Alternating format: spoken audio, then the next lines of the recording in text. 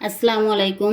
ছবি রান্নাঘরে আপনাদের সবাইকে স্বাগত জানিয়ে আজকে আমি পটল আর ছোলার ডালের একটা সম্পূর্ণ ইউনিক রেসিপি নিয়ে হাজির হয়েছি। আমার চ্যানেলে যদি প্রথমে এসে থাকেন বন্ধুরা, তাহলে আপনাদের কাছে অনুরোধ আমার চ্যানেলটিকে সাবস্ক্রাইব করে ভিডিওটিতে লাইক দিয়ে পুরো ভিডিওটা দেখতে থাকুন। আমি কিভাবে এই রেসিপিটা বানাচ্ছি সেটা আপনাদের সঙ্গে আজকে শেয়ার করব।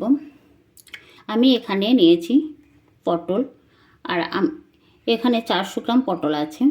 পটলগুলো ঠিক এইভাবে আমি কেটে নিয়েছি। আর এখানে বড় সাইজের একটা আলু দিয়েছি। আলুটা আপনারা দিতেও পারেন, আবার না দিতেও পারেন। আর নিয়েছি 100 গ্রাম ছোলার ডাল। ছোলার ডালটা আমি 2 ঘন্টা আগে ভিজিয়ে রেখেছি। ছোলার ডালটা এরকম ভিজে মোটা মোটা হয়ে গেছে।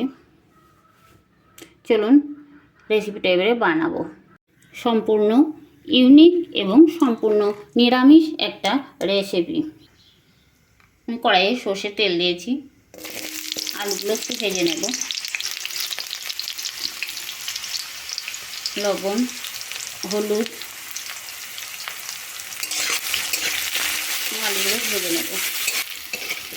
আলুগুলো ভাজা হয়ে গেছে। আলুগুলো তুলে নেব। আলুগুলো তুলে নিয়েছি। ওই তেলে পটলগুলো ভেজে নেব। লবণ, হলুদ, লবণ আর হলুদ দিয়ে পটলগুলো ভেজে নেব। পটল ভাজা হয়ে গেছে। পটলগুলোকে তুলে নেব। এভাবে ভেজে নিয়েছি। পটল তুলে নিয়েছি। কড়াইয়ে দেব আর সর্ষের তেল। ফোড়নে দেব একটা তেজপাতা, 2টো শুকনো লঙ্কা। ফোড়ন ভাজা হয়ে গেছে। তেলের মধ্যে আমি অল্প একটু হলুদ দেব, কারণ আদা দিলে তেল ছিটাবে, তার জন্য। এখন আমি দেব 1 চামচ আদা বাটা। আদাটা একটু তেলে নাড়াচাড়া করে নেব।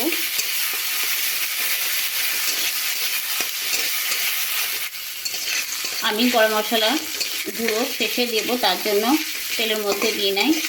আপনারা চাইলে গোটা গরম মশলা দিতে পারেন।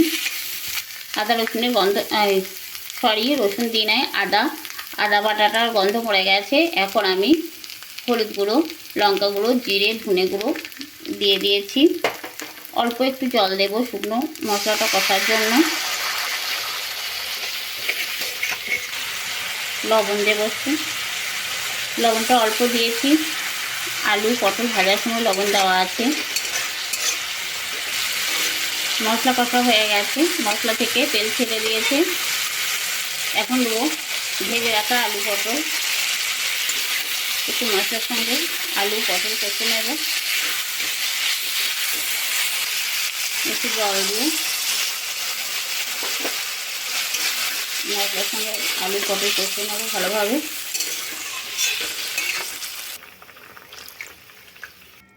ঢাকা দিয়ে আলু পটলটা সেদ্ধ হতে দেব। আলু পটল সেদ্ধ হোক। এদিকে একটা আমি মিক্সারের বাটি নিয়েছি। ওর মধ্যে কাঁচা লঙ্কা আর ভিজানো ছোলার ডালটা দিয়েছি। আদা বাটা আছে, আদা বাটাটা দিয়ে দেব। আর হিং, আদা বাটা, এটা মেশিনে গুঁড়ো করার পর দেব। এখন এটা গুঁড়ো করে নিয়ে আসব। আমি এটা গুঁড়ো করে নিয়ে চলে এসেছি। আর বন্ধুরা, এটা একটু শক্ত করেই গুঁড়ো করতে হবে, আর খুব মিহি করি নাই। খুব মিহি করার দরকার নাই, ঠিক এইরকম হলেই হবে।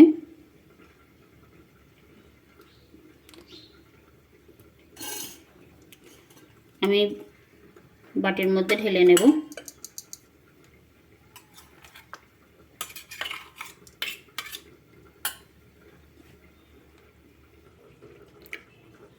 আমি এটা ঢেলে নিয়েছি।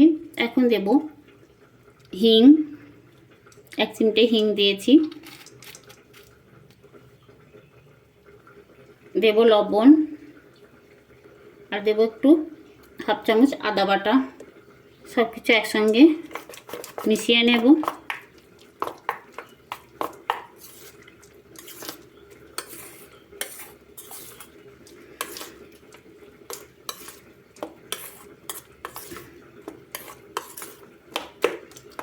মেশানো হয়ে গেছে। আলু পটল অনেকটা সেদ্ধ হয়ে এসছে। আলু পটল সেদ্ধ হয়ে গেছে। এর মধ্যে এই যে কলাইয়ের বড়াটা এভাবে দিয়ে দেব।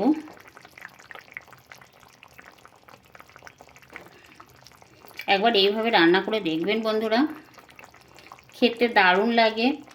সম্পূর্ণ একটা নিরামিষ রেসিপি। আমি এইভাবে বড়াগুলো দিয়ে দিয়েছি আর ঢাকা দিয়ে লো ফ্লেমে 2 মিনিট হতে দেব, রান্না হতে দেব। 2 মিনিট পর চলে এসেছি। আর দেখুন বড়াগুলো কত সুন্দর সেদ্ধ হয়েছে।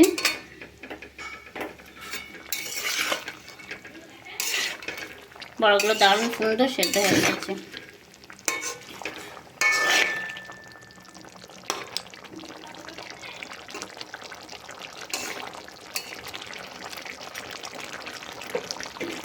সব শেষে দেব গরম মশলা আর 1 চামচ গাওয়া ঘি।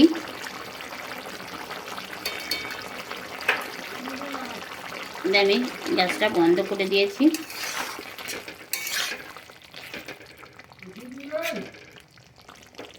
গ্যাসটা বন্ধ করে 2 মিনিট ঢাকা দিয়ে সার্ভ করে দেখাচ্ছি।